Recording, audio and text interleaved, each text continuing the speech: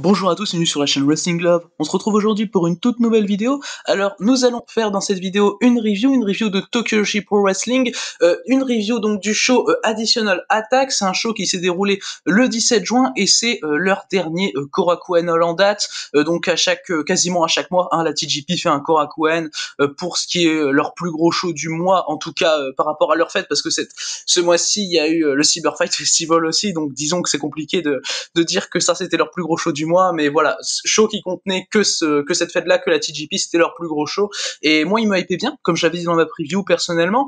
Il y avait notamment les débuts en 1 contre 1 de Kaya Toribami et de Yuki Arai. Il y avait également 2 championnats qui étaient défendus dans 2 matchs qui me hypaient bien, Hikari Noa contre Marika Kobashi pour le International Princess, et le Neobishi Kigun contre Maki Ito et Miyu Yamashita pour les Princess Tag. Donc voilà, personnellement, même à part ces 4 matchs-là, il y avait une carte qui me plaisait bien personnellement, voilà, et puis un Korakuen de TJP, comment ça peut ne pas me hyper, quoi, sachant que TJP, je rappelle, c'est ma promotion préférée, pour ceux qui le savent pas. Donc non, ouais, globalement, j'étais bien hype par le show. Donc on va commencer tout de suite cette review de Tokyo Joshi Pro Wrestling Additional Attack 2021 avec l'opener. L'opener, c'était un 8-woman tag team match avec Arisu Endo, Haruna Neko, Moka Miyamoto et Suzume qui affrontaient Nodoka Tenma, Yuki Aino, donc les Bakuretsu Sisters, qui faisaient équipe avec Pom Harajuku et Raku. Le match a duré un peu plus de 12 minutes. Victoire de Tenma, Aino, Harajuku et Raku dans un match que j'ai bien aimé personnellement. J'ai trouvé que c'était un bon opener, très honnêtement. Je pense peut-être qu'il était peut-être un petit peu trop long par rapport à ce que c'était, même si ça restait bien cool, très honnêtement. J'aurais peut-être enlevé 2-3 minutes au match. Après voilà, tout le monde joue très bien ce rôle dans le match. Moka Miyamoto et Raku ont un échange qui est vraiment assez fun. Bon voilà, ce qui est pas spécialement surprenant venant des 2 catcheuses, venant de leur character work, tout ça. C'est Raku va faire notamment son Sleeping Express sur Moka Miyamoto, toujours un moment que j'adore, très honnêtement, les Sleeping Express de Raku. Raku, comme toujours, utilise très bien son personnage, tout comme Pom Harajuku. D'ailleurs, Pom Harajuku et Raku, franchement, elles me donnent le sourire, les deux. Tu les vois, genre, elles font une petite prise à 2 dans le coin sur Moka Miyamoto, et derrière, elles se font un check. Enfin, c'est super, franchement, c'est undercard TJP pur, ça donne le sourire, et moi, j'ai trouvé ça bien cool, personnellement. Il y a aussi un spot que j'aime bien dans le match, c'est quand les 4 de l'équipe de Suzume, donc Suzume, Miyamoto, Neko et Arisu Endo, elles s'en prennent à 4 en même temps à Nodoka Tenma, parce que Nodoka Tenma, elle est présentée comme le plus gros danger de leur équipe adverse finalement. C'est une powerhouse, enfin voilà, et elle joue super bien son rôle également, Nodoka Tenma, dans le match. Et le spot est assez intelligent et cool à voir. Il arrive un peu en début de match, et non voilà, franchement bon opener. Comme j'ai dit, j'aurais peut-être enlevé 2-3 minutes, mais voilà, pour moi ça reste un bon 3-25, un bon match pour se rentrer dans le show en tout cas. Du coup voilà pour cet opener, donc remporté par les Bakuretsu Sisters, Pom Harajuku et Raku de manière assez logique. On va maintenant pouvoir passer au deuxième match du show. Le deuxième match du show, c'était le match de début 1 contre 1 de Kaya Toribami, nouvelle rookie de la Tokyo Joshi Pro qui a débuté au Cyber Fight Festival le 6 juin dernier. Kaya Toribami affrontait en 1 contre 1 Shoko Nakajima, et avant de parler du match en lui-même, je voudrais dire que j'ai beaucoup de mal avec la musique de Kaya Toribami. C'est la première fois que je l'entends, du coup c'est la première fois qu'on l'entend, et non ouais, autant j'adore toutes les musiques à la TJP, enfin voilà, j'ai aucun problème avec aucune musique à la TJP, et là c'est la première fois que ça m'arrive. Pour le coup, j'aime pas la musique de Kaya Toribami, je trouve que ça va pas finalement, ça fait pas TJP, enfin voilà, c'est compliqué d'être investi finalement, et les theme songs c'est quelque chose qui m'investit beaucoup aussi à la TJP, et là j'ai un peu plus de mal, mais voilà, c'est qu'un détail, voilà. Du coup le match a duré un peu moins de 8 minutes, victoire très évidente de Shoko Nakajima. Nakajima va gagner le match par soumission. Alors il y a quelques séquences dans le match qui sont bien fluides, franchement c'était assez cool à voir. Personnellement ça reste le match que j'ai le moins aimé du show, même si je lui ai mis 3,25 tout comme à l'opener, et clairement on a eu le droit à un bon match de début pour Toribami. Après c'est pas aussi bon que les matchs de début qu'ont pu avoir Arisu Endo par exemple, ou encore Yuki Arai, on en parlera un peu plus tard, mais non franchement ça fait le taf. Kaya Toribami a montré de quelques petites belles choses, voilà, Nakajima était intelligente dans son work, va sortir du ring quand il le faut, et quand Kaya essaye de la rattraper à l'extérieur, elle re-rentre, enfin voilà, il y a des trucs comme ça où tu vois que, enfin, Shoko la joue plus finement, on va dire, que Toribami. Quand elle amène son 619, Shoko c'est sur un contre, enfin voilà, c'est toujours très bien fait, et après elle passe sa soumission, Shoko Nakajima, je sais plus le nom de la soumission, mais voilà, et Shoko Nakajima arrive à battre Toribami. Après Toribami, franchement je trouve qu'elle a montré de belles choses. Après ça reste que ça m'investit pas des masses, très honnêtement, Kaya Toribami, mais voilà, franchement bon match. Après, il y a pas grand chose à dire de plus. Comme j'ai dit, pour moi, c'est le moins bon match du show, même si ça fait évidemment le taf. Pour des matchs de début 1 contre 1, évidemment, j'attends pas un 4, hein, on va pas se mentir. Donc pour moi, ça a fait le taf, ça a donné ce que j'attendais finalement. Victoire de Shoko Nakajima, du coup, très très logique dans ce match auquel j'ai mis 3,25. Du coup, voilà pour ce deuxième match du show. On va maintenant pouvoir passer au troisième des 7 matchs du show. Le troisième match, c'était Naoka Kuta et Yuki Kamifuku qui affrontaient Mairo Kiryu et Miyu Watanabe, donc dans un 2 contre 2. Le match a duré un peu plus de 11 minutes. On a eu une victoire de Naoka Kuta et Yuki Kamifuku. Alors, comme j'avais dit dans ma preview, c'était un match qui était plutôt 50-50 niveau quelle équipe va gagner. Finalement, c'est Kakuta et Kamifuku qui ont gagné. J'avais quand même fait le mauvais pronostic, mais voilà, c'était indécis sur l'équipe vainqueur. Le match est vraiment très bon dans son ensemble, franchement c'est 11 minutes qui était super cool. Ma MVP du match personnellement c'est Miyu Watanabe évidemment, elle joue super bien son rôle de powerhouse comme à son habitude. Il y a un moment que j'ai beaucoup aimé dans le match, c'est quand elle fait un body slam sur Kakuta et Kamifuku en même temps, j'ai trouvé ça très cool personnellement. Enfin voilà, franchement il y a eu quelques trucs qui étaient vraiment super cool.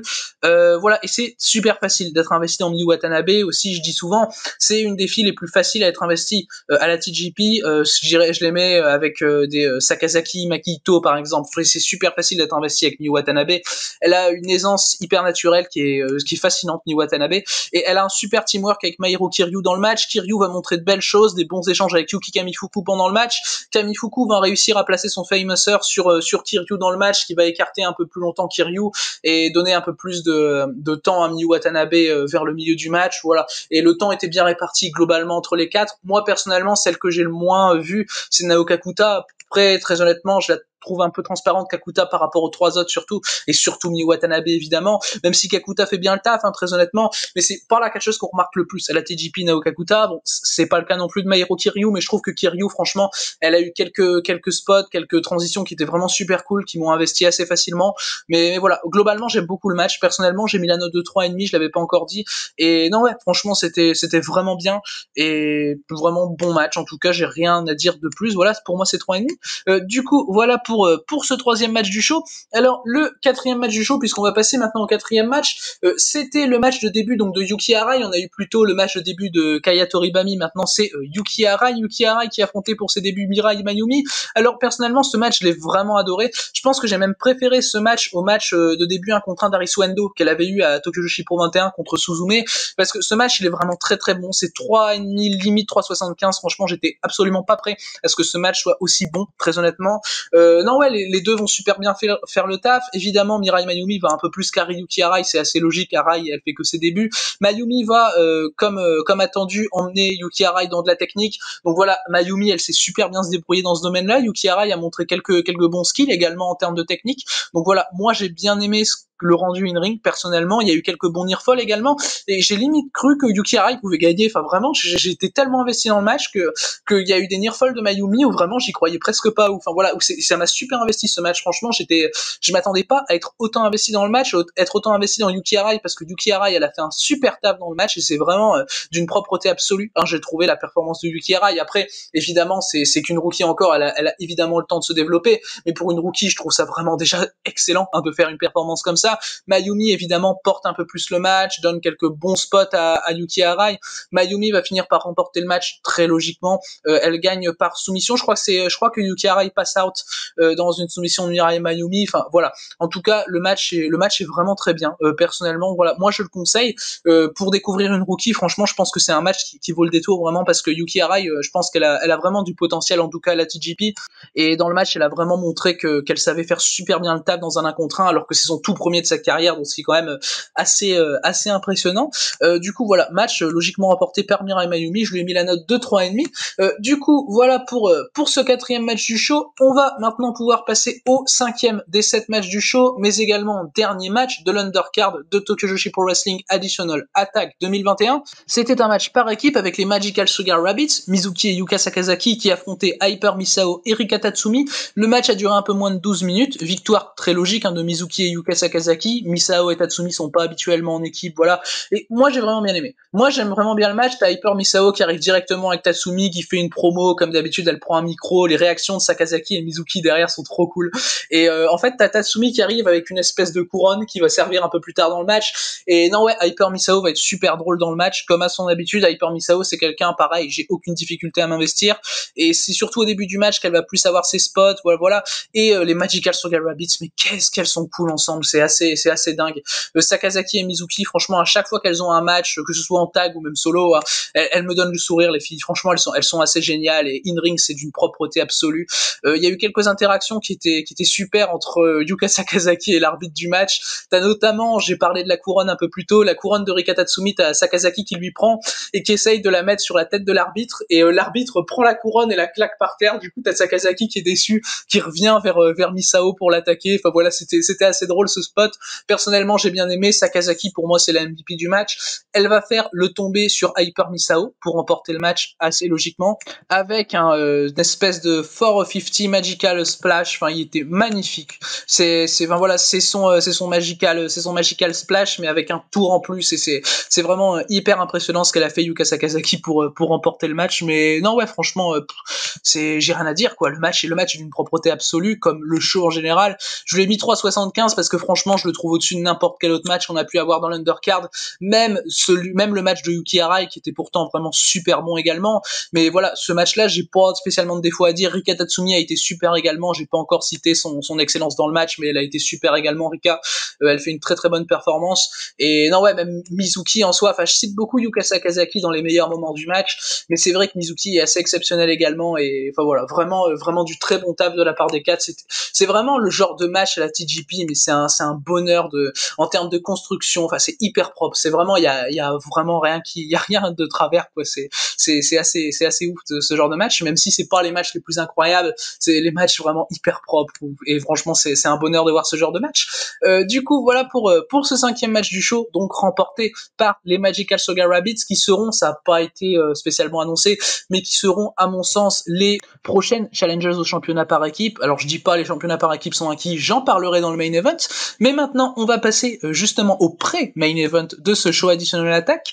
Le pré-main event, donc le premier des 2 matchs de championnat du show, c'était le match de championnat international Princess, avec Hikari Noa qui effectuait sa première défense de titre après avoir pris le titre à Yuki Kamifuku lors de Yes Wonderland. Cette défense de titre, c'était contre Marika Kobashi. Alors, c'est un match qui m'a hypé vraiment bien personnellement. Il y a eu des super échanges entre les deux filles pendant les shows de construction, et c'était vraiment un match qui était très très bien préparé. Le match a duré un peu plus de 11 minutes. Victoire d'Hikari Noa, qui conserve très logiquement son titre pour sa première défense. Hikari Noa, c'est quelqu'un que je vois avoir un assez long règne avec l'International Princess. Le match est très bon pour une première défense de titre de Noa, et peut-être que j'ai un petit problème dans le match, j'en parlerai après, parce que le storytelling, tout d'abord, je voudrais me concentrer sur les points positifs avant de passer aux petits points négatifs, parce que vraiment il est tout petit, le point négatif, c'est pas très dérangeant par rapport à la structure du match en elle-même, mais le storytelling est vraiment bon. C'est Kobashi qui veut prouver qu'elle peut gagner à n'importe quel moment. Enfin voilà, elle a pas été spécialement montrée comme quelqu'un qui puisse gagner le titre, mais en fait son but c'était vraiment de se prouver finalement. Elle a fait son retour il y a quelques mois, fin 2020, elle a fait son retour. C'est sa première opportunité au titre depuis, et franchement, et là, elle a fait une super performance. J'ai rien à dire sur la performance de Marika Kobashi, c'était super. Je pensais vraiment, là aussi, comme Yuki Arai, qu'elle pouvait faire l'upset Marika Kobashi, pour vous dire à quel point j'étais investi dans le match également. Marika Kobashi, qui a d'ailleurs arrivé avec une nouvelle tenue pour le show, que je trouve super.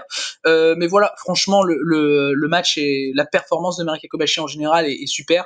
Hikari Noa également va faire une super performance. Hikari Noa, en ce moment, c'est quelqu'un que je trouve franchement qu'elle s'élève de plus en plus et qu'elle fait de plus en plus de super performances. Hikari Noa, j'ai peut-être été plus investi en Kobashi pour ce match parce que c'était la Challengers et t'avais tout cet effet d'upset qui m'a beaucoup investi, mais Hikari Noa fait une performance qui est hyper propre également, il y a rien à dire.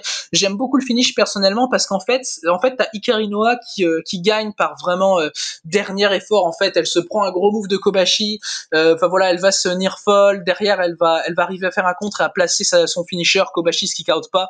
C'est vraiment dans un dernier élan d'espoir, franchement, qu'elle place son move vraiment de manière hyper désespérée et elle arrive à remporter le match. Et moi, j'ai trouvé ça super parce que ça m'implique encore plus dans le truc, et par rapport à la story qui a été racontée dans le match où t'as Kobashi qui arrive de plus en plus à pousser Hikaru Noa dans ses retranchements, j'ai trouvé ça super. Franchement, personnellement, qu'Hikaru Noa gagne de cette manière. Après, évidemment, ça veut pas dire que si dès sa première défense, elle est poussée dans ses retranchements, ça veut pas dire qu'elle aura un règne court, hein. Voilà, pas du tout. Et pour moi, elle aura un règne plutôt long, comme je l'ai dit un peu plus tôt. Et non, ouais, vraiment super première défense d'Hikaru Noa. Alors, il y avait un point négatif dans le match, je vais y venir, il est pas spécialement grand, mais j'ai trouvé qu'il y avait certains moves assez importants dans le moveset de Marika Kobashi qui étaient pas spécialement amenés, voire utilisés de manière un peu random finalement dans le match, genre par exemple son diving leg drop par exemple sur Hikaru Noa, que j'ai trouvé vraiment très random finalement dans le match, alors que c'est quand même un gros move de Marika. Et non, ouais, c'est ça, sur le coup j'aurais fait quelques petites retouches par rapport à ça, mais sinon le booking du match est vraiment très bon, hein. Il y a pas de souci avec ça. J'ai mis 3,5, là aussi j'hésitais avec le 3,75. J'ai trouvé peut-être le match juste avant un peu meilleur, c'est pour ça que j'ai pas été mettre le 3,75, mais voilà, c'est vraiment limite du 3,75, et ça me choquerait absolument pas qu'on mette 3,75 à ça, quoi, parce que le match est vraiment très très bon. Du coup, première défense réussie pour Hikaru Noa, qui n'a pas eu sa deuxième challengeuse encore. On verra dans les prochains shows. Du coup, voilà pour ce pré-main event. On va maintenant pouvoir passer du coup au main event du show. Le main event du show, c'était le match pour les championnats Princess Tag Team avec Saki Sama et Mei Saint-Michel, donc le Neo Bishikigun, qui effectuaient leur deuxième défense de titre après avoir défendu contre Mirai Mayumi et Suzume. Cette fois-ci, c'était contre Maki Ito et l'actuelle championne Princess of Princess Miyu Yamashita. Alors le match a duré 19 minutes, un peu plus de 19 minutes. On a eu une victoire et une conservation des titres de Mei Saint-Michel et de Saki Sama. Personnellement, c'est assez largement mon match préféré du show. Bon, vous comprenez à ma note, j'ai mis 4,25, donc voilà. C'est également mon match de titre Princess Tag préféré depuis assez longtemps. J'ai même pas de souvenir d'avoir mis un 4,25 pour les titres Princess Tag, donc pour vous dire le niveau du match, franchement, est assez élevé, vraiment. Alors t'as une story dans le match, donc qui est pas la story principale du match, mais où t'as Maki Ito qui essaye de faire son headbutt, elle arrive pas à le placer plusieurs fois sur Saki Sama, finalement elle arrive à le faire sur Mei Saint-Michel. Moi j'ai trouvé ça très cool. Enfin voilà, t'as tout le character work de Maki Ito qui nocelle quelques coups sur la tête, quelques coups de plateau notamment de la part de Mei Saint-Michel, et elle arrive à revenir grâce à ça, où finalement ça lui donne de la motivation, parce que t'as tout son gimmick de la tête dure finalement qui est présent dans le match et qui est vraiment très cool. Yamashita, elle a été beaucoup dominée dans le match, ça m'a personnellement surpris, mais j'ai trouvé que ça a aidé à mort à l'histoire du match. Franchement, j'ai trouvé ça super que la championne vraiment se fasse finalement laminer limite dans le match. Elle aura quelques retours, des très bons kicks, et notamment un échange de kicks avec Saki Sama vers la fin qui est assez taré. J'adore l'échange de kicks entre Yamashita et Saki Sama qui m'a surpris d'ailleurs sur cet échange. Je la pensais pas capable d'envoyer d'aussi bons kicks, même si bon, ils sont pas aussi bons que ceux de Yamashita, hein, évidemment, qui est une des meilleures, si ce n'est la meilleure kickeuse du Joshi. Je pense que je la mets ex aequo avec Suri. Enfin voilà, c'est quand même assez taré ce qu'elle peut faire Yamashita.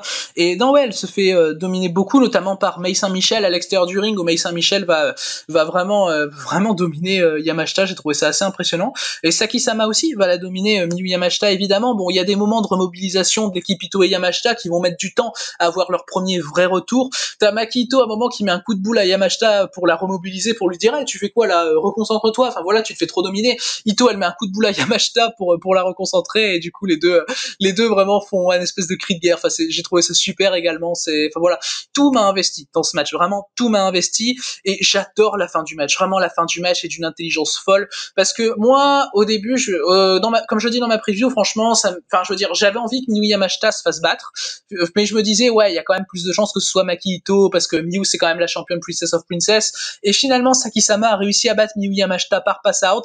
J'ai trouvé ça super, et franchement ça aide à mort à la story du match, et le match est encore meilleur grâce à ça. Finalement grâce à ce finish, j'étais à 4 et le finish me fait passer à 4,25, parce que c'est la première fois depuis qu'elle a pris le titre, Miyu Yamashita, qu'elle se fait battre. C'est la première fois même cette année, je crois, qu'elle prend un pin, je crois, Miyu Yamashita, donc c'est assez démonstratif quand même ce finish. Enfin si c'est pas la première fois cette année, c'est la deuxième fois quoi, mais Miyu Yamashita, je veux dire, enfin voilà, c'est quand même une catcheuse qui est hyper protégée à la TJP, et Saki Sama a réussi à faire quelque chose de gros dans cette fin de match, et tu le sens clairement comme très important dans la manière dont c'est amené. Enfin voilà, t'as Maki Ito qui veut vraiment sauver Yamashita, qui arrive pas, t'as Mei qui la retient, enfin voilà, tu te dis ouais, elle va arriver à la sauver, elle va pas arriver, finalement t'as l'arbitre qui arrête le match, t'as Yamashita qui passe out, et le finish est excellent, le finish est purement excellent. Du coup voilà, victoire de Saki Sama et de Mei Saint-Michel qui conservent les titres. Pour moi, c'est 4-25. Franchement, c'est un excellent main event de Korakuen. Même si on n'avait pas le titre majeur de la fête qui était défendu, on a eu quand même un très très gros match là pour les titres tag. 19 minutes quand même, ils ont eu leur temps hein, pour bien structurer le match, pour bien le développer, pour bien le construire, pour avoir une vraie évolution, ce qu'on a eu et ce que j'ai trouvé personnellement excellent. Donc voilà, 4-25 pour ce main event.